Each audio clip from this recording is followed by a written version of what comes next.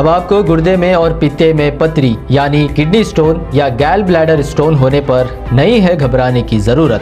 शहर हैदराबाद में सालों से इस इलाज के लिए खानदानी सिलसिले से चला आ रहा है भरोसेमंद नाम RS यूनानी फार्मेसी, जहां पर खास तौर पर पित्ते में मौजूद पथरी और दोबारा पथरी ना होने का किया जाता है मुकम्मल इलाज। आपको इस दर्द से हमेशा के लिए मिल जाएगा छुटकारा।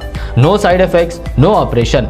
तशखीस करते हुए दवाएं की जाती है फराहम। तो देर ना करें, जल्द ही तशरीफ़ लाए RS यूनानी pharmacy, Bahadurpura X road, opposite Canara bank, Hyderabad. मज़ीद तफसीलात के लिए रब्त करें 9390610436 पर। बीजापुर में धूप की शिद्दत, जनता को चेतावनी। अगले 5 दिन जिले में तापमान 44 डिग्री।